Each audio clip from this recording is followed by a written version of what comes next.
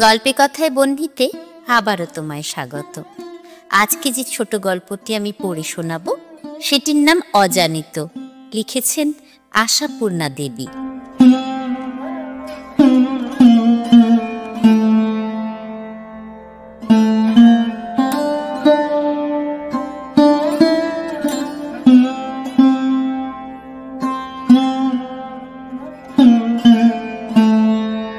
গাড়ি থেকে নেমে করবী একবার বাড়ির সামনে থমকে দাঁড়ালো। বাড়িটা থমথমে নিস্তব্ধ। রোগিণীকে বোধহয় ব্রোমাইড দিয়ে ঘুম পাড়িয়ে রাখা হয়েছে, আর বাড়ির প্রত্যেকটি লোক হাঁটছে পর্যন্ত নিঃশব্দে। গেটে ঢোকার আগে করবী ড্রাইভারকে বলল, আচ্ছা শরৎ, তুমি তাহলে বিকেল 4টের মধ্যে এসো, দেরি করে ফেলো না, বাবুর ফেরার আগেই ফিরব। ড্রাইভার ছোকরা মাথা হেলিয়ে সম্মতি জানিয়ে গাড়ি ঘোরালো, আর করবী মুখে যেটুকু বা ঔজ্জ্বল্য ছিল সেটুকুকে বিষাদের তুলি বুলিয়ে মুছে নিয়ে ধীর পায়ে বাড়ি ঢুকল। ঢুকেই সোজা উঠে গেল 3 তলায়। মাকে দেখতেই সংসার ফেলে চলে আসা, তবু করবী 2 তলায় মায়ের ঘরের পাশ কাটিয়ে 3 তলায় বাপের কাছেই আগে গেল। পুরন্দরবাবু যথারীতি বই কাগজের সমুদ্রে ডুবে বসেছিলেন। মেয়েকে দেখে ভুরু তুলে চাইলেন। চশমাটা নাক থেকে খুলে টেবিলে রেখে বললেন, এসেছো? গলা স্বর শুনলেই বোঝা যায় আশাটা অপ্রত্যাশিত নয়, দুর্লভও নয়, নিত্য নিয়মিতই ঘটে। সত্যি করবী প্রায় রোজই আসে। মায়ের কোলের মেয়ে বলেই শুধু নয়, সংসারে তার সুবিধেও আছে, ছেলেপুলে নেই, গাড়ি আছে। ওকে দেখে এলে? না বাবা, এসেই আপনার কাছে চলে এসেছি। মা বোধহয় ঘুমোচ্ছেন। ঘুম নয়, অজ্ঞান। সকালবেলায় ব্রোমাইড দিতে হয়েছে। ওতে মানে খালি খালি ব্রোমাইড দিলে জীবনী শক্তি নষ্ট হয়ে যায় না বাবা? পুরন্দরবাবু মুখ তুলে একটু হাসলেন। চশমাটা তুলে নিয়ে রুমালে মুছতে মুছতে বললেন, যায় বই কি, তবে কি আর করা যাবে বলো, এছাড়া আর উপায় কি? উপায় নেই সে কথা করবীও জানে, তবু অনাবশ্যক এই কথোপকথন চালাতেও হয়, নইলে কি আর কইবে বাপের সঙ্গে? সময় উপযোগী আর কোন কথা খুঁজে পাবে? মায়ের অসুখের আগের কথা মনে পড়ল। কোলের মেয়ে হলেও একা সংসার বলে এসে থাকতে করবী কখনোই পারত না, কিন্তু বেড়াতে প্রায়ই আসত। বাপের জন্য হয়তো নতুন কোনো খাবার তৈরি করে, কি ভাইদের জন্য রকমারি কিছু তরকারি রান্না করে টিফিন ক্যারিয়ারে ভর্তি করে হাসতে হাসতে এসে ঠুকত। আর হই হই পড়ে যেত বাড়িতে। দাদারা যে যে বাড়িতে উপস্থিত থাকতো সামনে এসে সহাস্য প্রশ্ন করত, কে আজকে আবার কি বানানো হয়েছে? ডিমের আকাশ কুসুম, মুরগির মহেঞ্জোদারো? মা হয়তো ভাড়ার ঘর থেকে বেরিয়ে এসে হাসি হাসি অথচ বুকুনি বুকুনি স্বরে বলে উঠতেন, গাড়ির সিটে বসিয়ে এনেছিস তো? না, তোর গাড়িতে বাপু আমার আর কোনো দিনও বসা হবে না। করবী সজোরে প্রতিবাদে প্রমাণ করতে বসত সারা পথ সে গাড়ি আর শাড়ি বাঁচিয়ে কিভাবে হাতে করে শূন্যে ধরে এনেছে টিফিন কৌটোটাকে। বাপের কথা তখন কে বা মনে করত? কতক্ষণ পরে মনে পড়ত। তাই তো, বাবার কাছে তো যাওয়া হয়নি, প্রণাম করা হয়নি বাবাকে। তখন ছুটত ত্রুটি সংশোধন করতে। এইভাবেই বসে থাকতেন পুরন্দরবাবু কাগজের সমুদ্রে ডুবে। মেয়েকে দেখে একটু হেসে বলতেন, এসেছো? আজ আবার নতুন কিছু রান্না করা হয়েছে বুঝি? তারপর আবার ডুবে যেতেন আপন গভীরতায়। ভুলে যেতেন মেয়েকে। একটুক্ষণ দাঁড়িয়ে টুক করে একসময় পালিয়ে আসত করবী। ঘর নয়, সংগ্রহশালা। মানবজাতির মনস্তত্ত্বের ইতিবৃত্ত সংগ্রহ হচ্ছে দিনের পর দিন ধরে। অজস্র বই, অজস্র পত্রপত্রিকা, এ সমস্তই পুরন্দরবাবুর দরকার, সব তার নখ দর্পণে। বিরাট এক ইতিহাস লিখছেন পুরন্দরবাবু, মানবজাতির মনন্মেষের ইতিহাস। বছর 5 ধরে লিখছেন, হয়তো আরো 5, 7, 10 বছর ধরে লিখবেন। কোটি কোটি বছর আগেকার পটভূমিকায় যা শুরু, আর যা শেষ হয়ে যাবে ভবিষ্যৎ যুগের দরজার সামনে, এই হেন বিরাট গ্রন্থ কি 2-4 দিনে লেখা যায়? অবশ্যই যে শান্তি, স্নিগ্ধ মন আর স্বচ্ছন্দ পরিবেশ নিয়ে লেখা শুরু করেছিলেন পুরন্দর মল্লিক, ঠিক তেমনটি বজায় থাকলে হয়তো অনেক দ্রুত কাজ এগোতো। কিন্তু সে জীবন ধ্বংস হয়ে গেছে পুরন্দর মল্লিকের। পুরন্দর মল্লিকের স্ত্রী পাগল হয়ে গেছেন, বদ্ধ পাগল। বছর 2 আগে হঠাৎ একদিন 3 তলার সিঁড়ি থেকে পড়ে গিয়ে মাথায় চোট লেগে দেখা দিয়েছিল মস্তিষ্ক বিকৃতির সূচনা। সেই থেকে নীরজা পরিণত হয়েছেন উন্মাদিনীতে। নীরজা পাগল হয়ে যেতে পারেন এ কেউ কোনোদিনও ভাবেনি। আনন্দময়ী, হাস্যমুখরা একটি উজ্জ্বল মহিলা ছিলেন নীরজা। ছিলেন স্বামী ও সন্তানদের প্রতি অপরিসীম স্নেহশীলা। আপন গৃহগণ্ডির বাইরে আর যে কোনো একটি জগৎ আছে, অথবা সে জগৎ থাকার প্রয়োজন আছে, এই কোনোদিন অনুভব করতেন না নীরজা। এই গণ্ডির মধ্যেই তিনি সুখী। এই গণ্ডি কাটা জগতের তিনিই মধ্যমণি, এই তার আনন্দ ছিল। বছর 5 আগে যখন একটি বিখ্যাত কলেজের ইতিহাসের অধ্যাপক স্বামী পুরন্দর মল্লিক বলা কওয়া নেই হঠাৎ তার অধ্যাপনার কাজ ছেড়ে দিলেন, বাইরের জগৎ থেকে নিজেকে গুটিয়ে নিয়ে অদম্য উৎসাহে লিখতে শুরু করলেন এই মানব জাতির মনোন্মেষের ইতিহাস, তখনও নীরজা হাসি মুখেই মেনে নিয়েছিলেন স্বামীর এই খামখেয়াল, প্রতিবাদ করেননি। অবশ্যই টাকার অভাব তাকে পেতে হয়নি। শ্বশুরের অর্থাৎ পুরন্দরের বাবার দরুন টাকা ছিল বিস্তর। তবু সহজ সুস্থ মানুষটা চাকরি ছেড়ে দেবে, এ কোন স্ত্রী বরদাস্ত করে? কিন্তু নীরজা করেছিলেন, অম্লান মুখেই করেছিলেন। সেই নীরজা হঠাৎ মাথায় একটু ধাক্কা খেয়ে পাগল হয়ে গেলেন। পুরন্দরের পক্ষে এর চাইতে মর্মান্তিক কষ্ট আর কি আছে? মার চাইতেও বাবার জন্যে আমার বেশি কষ্ট হয় রে ছোটদা, ম্লান মুখে বললে করবী। কমল সায় দিলে, তা সত্যি, অথচ দেখ আগে বাবার কাছে আর কতটুকুই বা ঘেঁষতাম আমরা। বাবা সহ্য শক্তিটা কি অসাধারণ ভাব। আজ এই যে 2 বছর ধরে কি কাণ্ডই না করে চলেছেন মা, একদিনের জন্য একটু অসহিষ্ণুতা দেখিনি, করবী বলে। আমরা তো মাঝে মাঝে অতিষ্ঠ হয়ে যাই, বললে বিমল। 3 ভাই 3 বোন জমায়েত হয়েছে এক জায়গায়, গল্প চলছিল বহুবিধ প্রসঙ্গ নিয়ে। আপাতত এসেছে মায়ের অসুখের প্রসঙ্গ। 6 জনে একত্র হওয়া সচরাচর বড় ঘটে না, আজ ঘটেছে। ভাইরা অবশ্য বাড়িতেই থাকে। কমল আর বিমল এখনো পড়ুয়া, বড় নির্মল সম্প্রতি কি একটা কাজে ঢুকেছে, তবে বিয়ে হয়নি এখনো। তাই ভাই বোনদের মজলিস থেকে উসখুস করে উঠে যাবার চেষ্টার কোনো কারণ নেই। করবী প্রায়ই আসে, পুরবী আর সুরভি তেমন আসতে পারে না, তবু সুবিধে পেলেই আসে। নীরজা কত আনা নেওয়া করতেন, কত আদর যত্ন করতেন মেয়েদের, কত দেয়া থোয়া করতেন। আজ তিনি অপারগ হয়েছেন বলে কি মেয়েরা বাপের বাড়ি আসা ছেড়ে দেবে? না, এত অকৃতজ্ঞ তারা নয়। আজ এখনো ঘুমোচ্ছেন, শান্ত গলায় বললে সুরভি। ঈশ্বর অবধি ঘরে ঢুকিনি। ঢুকি বা কি করবি? পুরবী বললে। গেল দিনে আমি যেদিন এসেছিলাম জেগেই তো ছিলেন, চেঁচামেচিও করছিলেন না।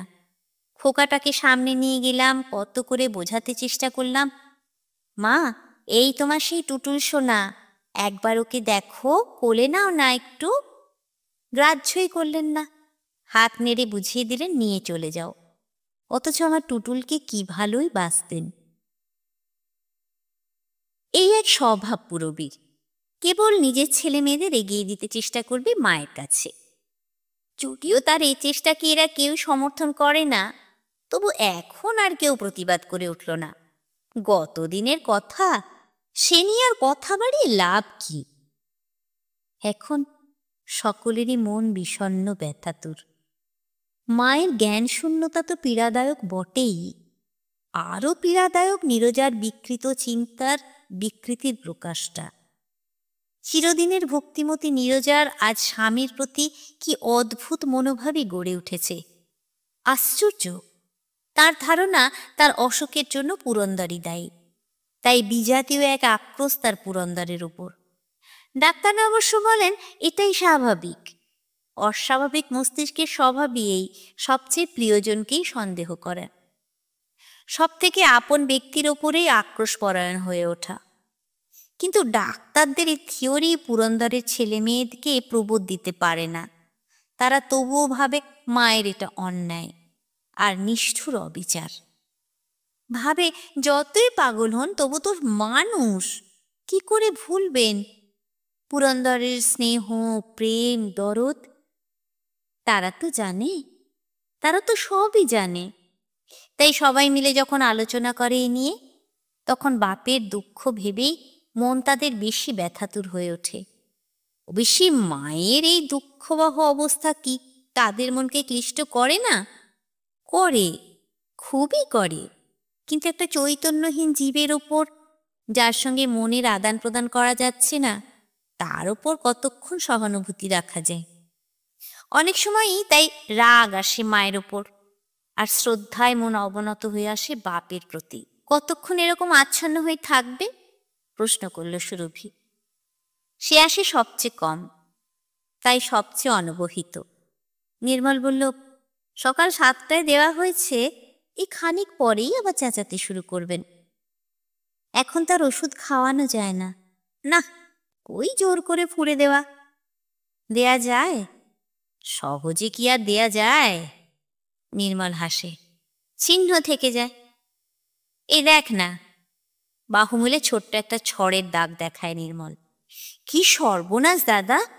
পাগলের নখের বিষ রক্তে মিশে গেলে কি না হতে পারে বলো? হতে তো অনেক কিছুই পারে, কি আর করা যাবে? ডাক্তার এসেছিল? আজকাল শশী বলে ছোকরাটা আসছে। শশী এদের ডাক্তারের কম্পাউন্ডার। ডাক্তাররা কি বলেন?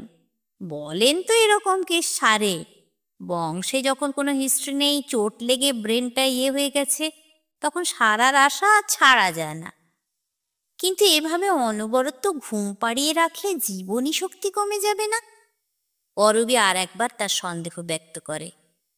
তা হয়তো যাবে, তবে সাধারণত এসব কেসে জীবনী শক্তি খানিকটা বেড়ে যায়। সব জান্তার ভূমিকা গ্রহণ করে উপরোক্তি মন্তব্যটি করে নির্মল। বামুন ঠাকুর এসে দরজায় দাঁড়ায়। রান্না প্রস্তুত হয়েছে তার সংকেত। চল, মা না জানতে খেয়ে আসি। আমি খেয়ে এসেছি, করবি বলে। রবিবারে এত সকাল সকাল খেয়ে এসেছিস? আমার আবার রবিবার। আজও তো কাজে বেরিয়েছে। পুরবি ঠোঁট মাখিয়ে বলে, পয়সা পয়সা করে লোকটা গেল। তার কথা কেউ গায়ে রাখে না। 10 বছরের ছোট বোনও নেয়। সঙ্গে সঙ্গে উত্তর দেয় করবি, তা বড়দি বাড়িতে বসে থাকার চাইতে ভালো। পুরবীর বর নামে উকিল, বাড়িতেই বসে থাকে। পুরবী কিছুক্ষণ গুম হয়ে থাকে। মনের গলদ কেটে যায় খাবার ঘরে গিয়ে, আহারের আয়োজন প্রাচুর্যে। পুরবী নিজে থেকে ডাকে, আয় না রুবি, কিছু না খাস? একটু মাছ খা। কিছুই পারবো না বড়দি। খুব পারবি। উহ, কত রকম রেঁধেছ ঠাকুর। বিমল হাসে। আমি আজ নিজে বাজার গিয়েছিলাম তোমরা আসবে বলে। অতঃপর মাছের গুণাগুণ বর্ণনার সঙ্গে উঠেছিল সিনেমার প্রসঙ্গ। হঠাৎ একটা চিৎকার উঠল, বন্য জন্তুর আর্তনাদের মতো তীব্র চিৎকার। দীর্ঘ 2 বছর ধরে পরিচিত আছে এরা এই চিৎকারের সঙ্গে। সর্বনাশ করেছে। তোমরা থাকো, আমি যাচ্ছি, করবি বলল। ও খাচ্ছিল না, বসেছিল। তুই একা পারবি সামলাতে? বাবা নিশ্চয়ই নেমে এসেছেন। কথাটা ঠিক, পুরন্দর নিশ্চয়ই নেমে এসেছেন। এ চিৎকার শুনে তিনি স্থির থাকতে পারেন না। উপরে উঠে গিয়ে দেখল ঠিক তাই। পুরন্দর এসে কাতর মুখে দাঁড়িয়ে আছেন দরজার কাছে, আর নীরজা নিজের কপালে করাঘাত করে চেঁচাচ্ছে, তবু মরছি না আমি, তবু মরছি না। হে ভগবান, তবু মরছি না। দূর হয়ে যাও, আমি তো তোমার সামনে আর যেতেই চাই না। তুমি আসো কি করতে? লজ্জা করে না? মুখ দেখাতে লজ্জা করে না? করবী বাপের পাশ কাটিয়ে মায়ের ঘরে ঢুকে পড়ে। পাখার রেগুলেটরটা শেষ প্রান্তে টেনে দিয়ে আদরের সুরে বলে, মা, ও মা, এসব কি কথা হচ্ছে? দেখো না, আমরা এসেছি যে, সবাই এসেছি, বড়দি, মেজদি, আমি, তোমার পুরবী, সুরভি আর কৌরবী। বুঝতে পারছো না? পারছি, ঘাড় কাত করলেন নীরজা আচ্ছন্নের মতো। আমরা তোমায় দেখতে এসেছি মা। দেখতে এসেছো? দেখতে এসেছো কেন? তোমার যে অসুখ করেছে মা। অসুখ করেছে? কে বলেছে অসুখ করেছে? হঠাৎ বিপরীত ফল ফলে। স্তিমিত ভাব বদলে ফের উগ্র হয়ে ওঠেন নীরজা। মিথ্যে কথা, বানানো কথা। অসুখ নয়, অসুখ নয়, তোরা জানিস না, আসল কথা তোরা জানিস না। সহসা ঠাই ঠাই করে খাটের বাজিতে মাথা ঠুকতে থাকেন নীরজা। করবী সাধ্য নয় সামলায়। পুরন্দর এগিয়ে আসেন, স্ত্রীর মাথাটা তুলে ধরে কোমল কণ্ঠে বলেন, ছি ছি, কি হচ্ছে দেখো তো, কিরকম লাগলো? দরদ দেখানো হচ্ছে? তীব্র একটা হাসির ঢেউ খেলে যায় ঘরে। হাসির সঙ্গে কথা, অরুবি দেখ দেখ, দরদ দেখানো হচ্ছে। কত ভেখি না জানে মিনসে। লজ্জায় মাথা হেঁট করে করবী। বাপের দিকে চাইতে পারে না। অবাক হয়ে ভাবে, সুস্থ অবস্থায় জীবনে তো কখনো একটি অরুচিকর শব্দ উচ্চারণ করেননি নীরজা। এখন রসনায় এমন শৈথিল্য এলো কি করে? অনভ্যস্ত ভাষা মুখে জোগায় কোথা থেকে? পুরন্দর এই 2 বছরে চিকিৎসা পদ্ধতি অনেকটা আয়ত্ত করেছেন বই কি। এবার তার কোমল গলা নয়, ধমকে সুরে বলেন, কি হচ্ছে কি? ছেলে মেয়েদের সামনে এসব খারাপ কথা বলছো? ব্যাস। কেঁদে ফেললেন নীরজা। ডুকরে কেঁদে উঠে বললেন, বলবো না কেন? আমি যে পাগল হয়ে গেছি। ততক্ষণে আরো 5 ছেলে মেয়ে ঘরে এসে দাঁড়িয়েছে। বিমল এগিয়ে গিয়ে মার গায়ে হাত রেখে বলে, কে বলল তুমি পাগল হয়ে গেছো? ছি, মাথায় চোট লেগে সব ভুলে যাচ্ছিলে কিছুদিন, এখন তো ভালো হয়ে গেছো মা। ভালো হয়ে গেছি? নীরজা ফ্যাল ফ্যাল দৃষ্টিতে তাকিয়ে বলেন, ভালো হয়ে গেছি? তোরা বলছিস? বলছি তো। এই তো, এখন কি আর কিছু ভুলে যাচ্ছ? দেখো না, চিনতে পারছো না আমাদের? চিনতে পারবো না তোদের? সহজ মানুষের মতো স্বাভাবিক একটু হাসি হেসে ফেলেন নীরজা। হাসি ফুটল ছেলে মেয়েদের মুখে। বলো তো আমরা কে? নাম বলো তো সকলের। কি যে বলে, সত্যি পাগল পেলি নাকি আমায়? পুরবী এগিয়ে এসে বলে, মা, তোমার টুটুল এবার অভিমান করে আসেনি। আবার টুটুল? 7 বছরের ধাড়ি ছেলেকে নিয়ে দিদির এই আদিক্ষেতা কারুরই ভালো লাগে না। নীরজাও বিরক্তি কুটিল দৃষ্টিতে তাকান মেয়ের দিকে। তুমি সেবার ঘর থেকে তাড়িয়ে দিয়েছিলে, তাই টুটুলের অভিমান হয়েছে। অভিমান হয়েছে? নীরজা মুখ ভেঙিয়ে বলে ওঠেন, তা তোমারই বা মান অভিমান নেই কেন? আবার আসো কোন লজ্জায়? তোমাকেও তো দূর করে দিয়েছিলাম সেদিন। ছেলে মেয়েরা হতাশ দৃষ্টিতে তাকায়। না, আশার আর কিছুই নেই। বিদ্যুৎ বিকাশের মতো এক এক সময় যেটুকু সুস্থতা দেখা যায়, তাতেই বেচারারা আশায় উৎফুল্ল হয়ে ওঠে। কিন্তু মুহূর্তেই সে আশা বিলুপ্ত হয়। নীরজার মুখে এই কথা ধারণাই করা যায় না। পুরবে আরক্ত মুখে ঘর ছেড়ে বেরিয়ে যায়। যত পাগলই হন নীরজা, তবু বিশেষ করে তার ওপরেই তুচ্ছতাচ্ছিল্য ভাবটা সহ্য হয় না পুরবীর। বড়দিও একটা পাগল, সুরভি বলে নিচু গলায়। হঠাৎ আবার একবার হেসে ওঠেন নীরজা। হেসে উঠে বলেন, ধরা পড়েছে রাইরাতা। তারপরে চাপা গলায় বলেন, ওকে ঘর থেকে চলে যেতে বল। কেন মা? বাবা থাকুক না। আহ, যা বলছি কর। দেখছো না উনি কিরকম অতিষ্ঠ হচ্ছেন? বই লিখতে হবে না? বই, মহাভারতের মতন মোটা বই।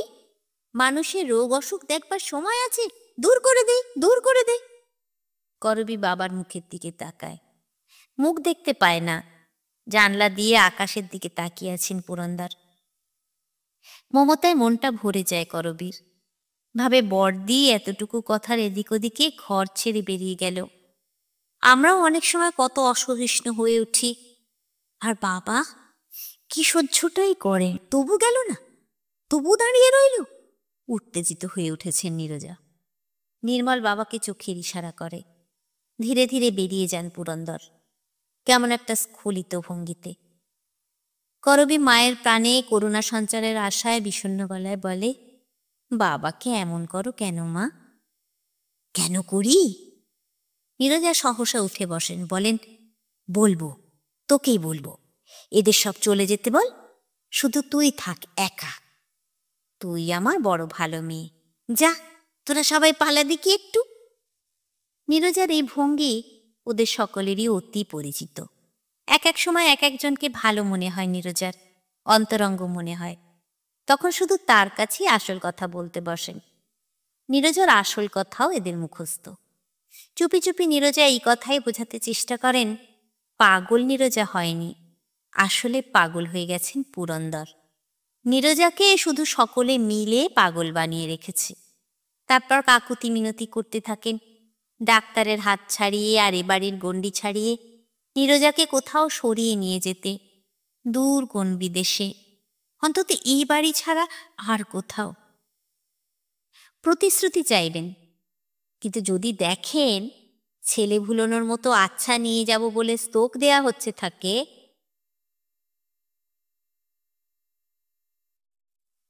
প্রতিশ্রুতি চাইবেন, কিন্তু যদি দেখেন ছেলে ভুলোনোর মতো আচ্ছা নিয়ে যাব বলে স্তোক দেয়া হচ্ছে তাকে, তাহলেই যাবেন ক্ষেপে। আর সেই খ্যাপাটা এরা জানে, তাই তর্ক করে, প্রতিবাদ করে, তবু আচ্ছা বলে না সহজে। এরা চলে যেতেই নীরজা বলে ওঠে, এখনো তোরা বাপের স্বরূপ চিনতে পারলি না? পেরেছি, করবি বলে। কি চিনলি?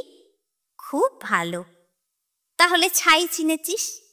একের নম্বরের বদমাইশ, বুঝলি? ওর ওই বই লেখার সুবিধের জন্য ও একদিন সকলকে মারবে, বুঝেছিস? সকলকে খুন করবে। কি চুপ করে রইলি যে? কি বলবো? কেন, হক কথা বলতে পারিস না? আচ্ছা, বদমাইশ যদি না হয় তাহলে নিশ্চয়ই পাগল। হ্যাঁ, নিশ্চয়ই পাগল। তাই হবে। তবে আমাকে এমন জোর করে ডেকেছিস কেন? আমায় ছেড়ে দে। একজনের বদলে আর একজনকে পাগল বলবি? আমি তো ঠিকই আছি, আমায় কেন তবে? করবী হাসে, বলে, আচ্ছা মা, তুমি যদি ঠিক আছো তাহলে অত চেঁচাও কেন? বুঝতে পারো তো চেঁচাও, আগে এমন করতে? অদ্ভুত একটা হাসি ফুটে ওঠে নীরজার মুখে। ফিস ফিস করে বলেন, আহা, বুঝছিস না? শান্ত মানুষের পাঠ করেই জীবন গেল। চেঁচাতে তো কখনো পাইনি, তাই এই ছুটোয় চেঁচিয়ে নিচ্ছি। তোরা রাগ করতে পারবি না, বলবি মা পাগল, কেমন মজা। করবী হতাশ হয়ে বাইরের দিকে তাকায়। রাস্তার ওদিকে একটা 3তলা বাড়ি, জানলায় পর্দা দুলছে। ওরা কেমন সুখী। করবীদের সুখের সংসারে কে আগুন লাগালো? নীরজা 1 মিনিট অপেক্ষা করেই আবার অন্য প্রসঙ্গে এসে যান। জামাইকে বলেছিলি? আগ্রহে উন্মুখ হয়ে ওঠে নীরজার মুখ, জলজল করতে থাকে 2 চোখ। করবী মরিন গলায় বলে, বলেছিলাম। সত্যিই সে বলেছিল বরকে, বলেছিল মাকে নিয়ে বিদেশ যাবার কথা, বলেছিল, আচ্ছা একটিবার মার কথা শুনেই দেখো না, উপকার হতেও তো পারে। করবীর বর উড়িয়ে দিয়েছিল সে কথা, উত্তর দিয়েছিল, পাগলের কথা মতো চললে যদি উপকার হতো তাহলে আর ভাবনা ছিল না। তাছাড়া আমি কোন ভরসায় এরকম একটা পাগলের দায়িত্ব নেব? নিয়ে গেলে মা সেরে যাবেন, ওই আনন্দেই থাকো। ডাক্তার তো বলেছে রক্তে কিছু দোষ পায়নি। ডাক্তার অমন অনেক কিছু বলে। করবীর বলেছিলাম শুনেই উৎফুল্ল হয়ে ওঠেন নীরজা। বলেন, কবে নিয়ে যাবে বলেছে? তা তো কিছু বলেনি, বলেছে এখন বড্ড কাজ। বুঝেছি। নীরজা আবার শুয়ে পড়েন। চোখের উপর হাত চাপা দিয়ে বলেন, সব হারামজাদাকেই চিনলাম, যা বেরো, বেরিয়ে যা ঘর থেকে। করবী পুরবীর মতো রাগ করে না, শুধু হতাশ নিঃশ্বাস ফেলে। আর আশা করবার কি আছে? এতদিন হয়ে গেল, বাড়ছে বই কমছে না। জামাই সম্বন্ধে এই কুটুক্তি নীরজার মুখে? ভদ্র সভ্য মার্জিত রুচি সেই নীরজা? না, ধারণাই করা যায় না।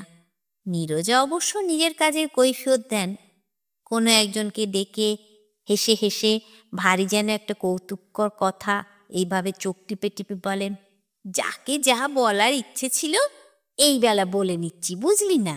মজা মন্দ নয়, কি বলিস? এক এক সময় মনে হয় বুঝি কথাগুলো সত্যি। যাকে বলেন তার বুক কেঁপে ওঠে, কিন্তু তারপরেই সব ভেস্তে যায়।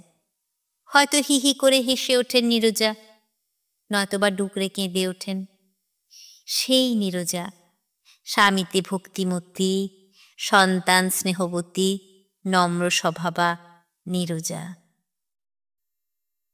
কিন্তু ধারণা করা যায় না এমন কত ঘটনাই ঘটে জগতে।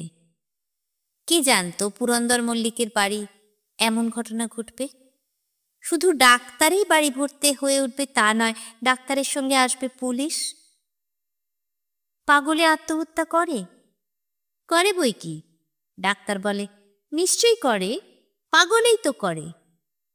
পুলিশকে বোঝাতে একটু বেগ বেশি পেতে হয়েছিল, তবু বুঝলো শেষ পর্যন্ত। সত্যি মাঝরাত্রে নীরজাকে তিনতলার ছাদে তুলে নিয়ে গিয়ে কেউ ঠেলে ফুটপাতে ফেলে দিয়েছে, এমন কথা তো বিশ্বাসযোগ্য নয়। ডাক্তার বলে মাথায় চোট লেগে উনি অপ্রকৃতিস্থ হয়েই হয়তো সিঁড়ি থেকে ঝাঁপিয়ে পড়েছিলেন একেবারে নিচে, যেমন আজ পড়লেন ছাদ থেকে। ওইটাই ঝোঁক। স্তব্ধ হয়ে গেছে বাড়ি, স্তব্ধ হয়ে গেছেন পুরন্দর। বাপের মুখের দিকে তাকাতে পারে না ছেলে মেয়েরা। নীরজা যে তার কি ছিলেন তা তো এরা জানে। আজ 2 বছরই না হয় এরকম হয়েছে, তাও বিছানায় পড়ে থেকেও বুঝি নীরজা প্রাণটা ভরে রেখেছিলেন পুরন্দরের। এ কি হলো? এ কি শোচনীয় পরিণতি ছিল নীরজার কপালে। আবার 3 বোন একত্র হয়েছে। শুধু বোনেরাই নয়, তাদের স্বামী পুত্র এবং আরও যে যেখানে আছে এসেছেন পুরন্দরের যত আত্মীয় আত্মীয়া। গোলমাল করবার নিষেধ ঘুচে গেছে, আর আসবেন না কেন?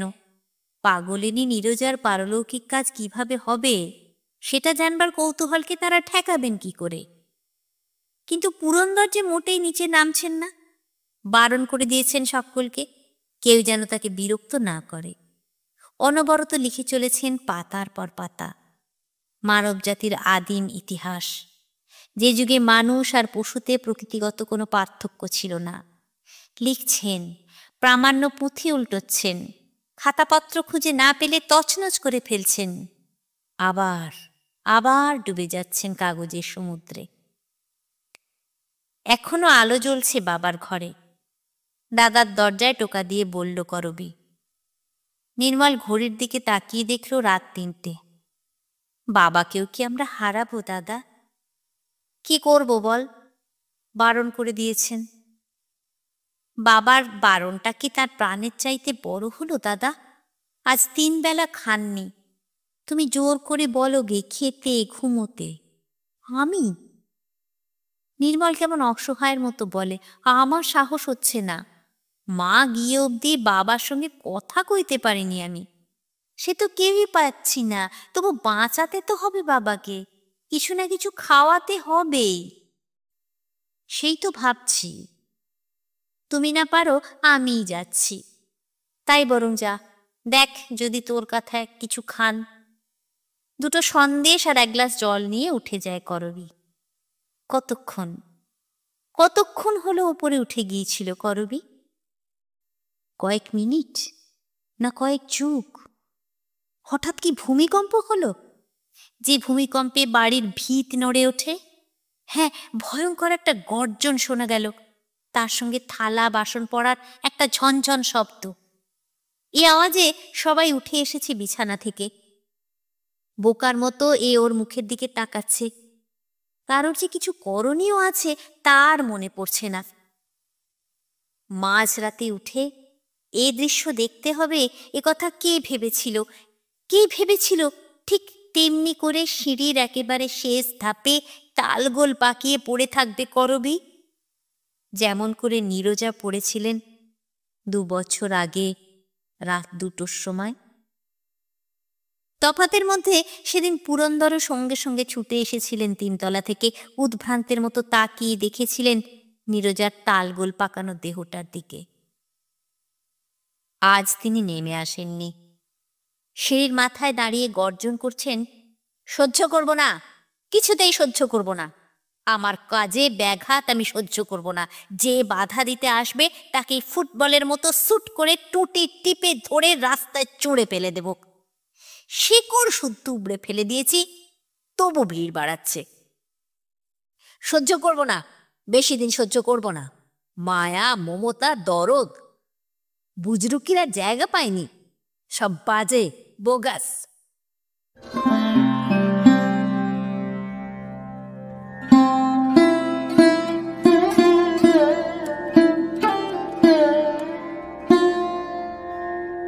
মনস্তত্ত্ব বড় জটিল জিনিস। নীরজা বারবার বোঝাতে চেয়েছেন আসল সত্য কি, কিন্তু কেউই তা বুঝতে পারেনি। পুরন্দর সত্যিই ছিলেন মানসিক বিকৃতির শিকার। কি অদ্ভুত এক সাইকো থ্রিলার আজ থেকে কত বছর আগে আশাপূর্ণা দেবী লিখে গেছেন। সেই জন্যেই তাঁর স্থান আমাদের হৃদয়ে চির অবিস্মরণীয়। তোমাদের কেমন লাগলো বন্ধুরা? যদি ভালো লেগে থাকে একটা লাইক করো, প্রিয়জনদের সঙ্গে শেয়ার করো, আর আমার চ্যানেলটা সাবস্ক্রাইব করে আমার পাশে থেকো। আর অনেকটা ভালোবাসা নিয়ে অপেক্ষা করো আমার পরের গল্পটার জন্যে। তোমরা সবাই খুব ভালো থেকো।